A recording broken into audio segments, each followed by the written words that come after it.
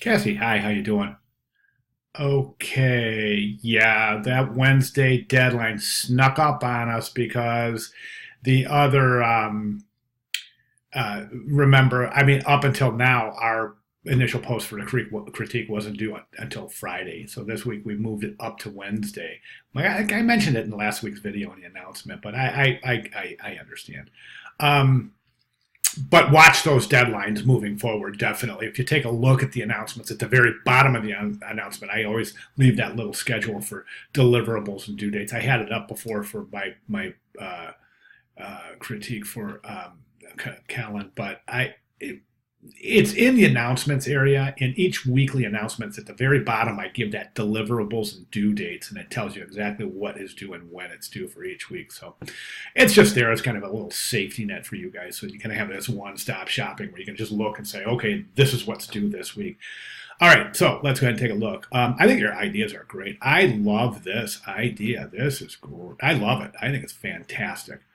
The little mini washing machine. Let's say you want to wash your socks or something, and the washer is broken. That's a great idea. A fork as a comb. That one's pretty good. I don't think it's as engaging as this one or as clever. And I don't mean that to sound discouraging. I'm trying to be. Well, you know me by now, right? I'm going to be pretty honest. This is hilarious. Tinfoil as an alien protection. I love it. It's great. Rolling pin as a back massager. Definitely. I love this too. This turntable this is great. This is great. Nail polish.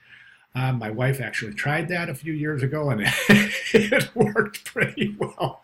We had this red car. They had a little nick in the side of it. She's like, "I'm just going to use nail polish." I'm like, "Don't do that, please." She's like, "I'm going to do it." So she goes outside and she does it, and she goes, "It worked." I came out, I looked at it, I was like, "Wow, that worked perfectly." It was hilarious. It lasted too.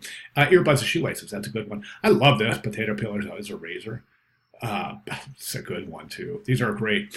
Okay, so if you've looked at some of the other videos, you've seen some of my caveats, and so I'm going to kind of just describe this to each student because I just want you guys to do so well on this project. And I think if you really break it down and think about it, I think this if you think about the narrative quality of the story and you think about how you're going to set it up, I'm going to show you some examples. I really want you to think about this because this is going to define the success of this project.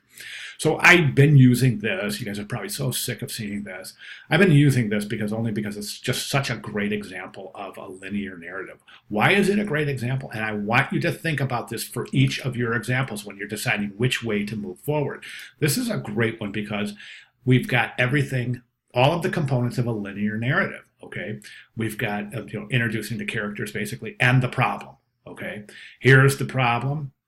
Here's the intended solution. Here are some possibilities. Here's the aha moment. Here's the implementation.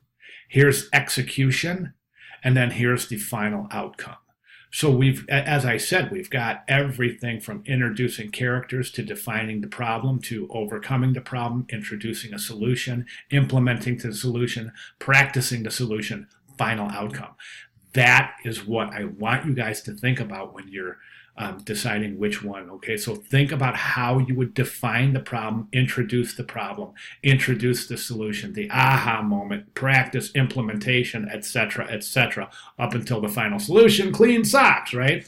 So do you see what I mean? So I think that's really, really important. So think about it. Think about how you're going to tell your story. Remember, no letters, no words or numbers. So you've got to, So see this guy right here, your Believe poster. Oh, I just noticed that. That's hilarious. The Believe poster. It's great. That's so cool. But that wouldn't be allowed, right? Because it's using a word. So no words or numbers in this. It's right here, nail polish. That wouldn't be allowed.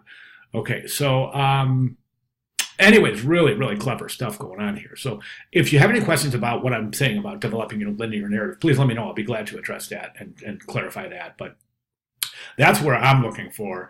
Not going to, like I said, you pick whatever direction you want, depending on what you feel has the most potential. But definitely think about setting up that narrative. Think about delivery. It's got to be crystal clear to the viewer.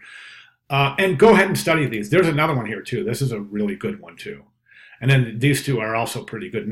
I don't think these are as effective as these two. especially this. And this is a great one for two reasons. Number one, the illustrative technique is fantastic. Number two, narrative quality is top notch. All right, so those are my recommendations. And like I said, if you have any questions, please let me know. Thank you.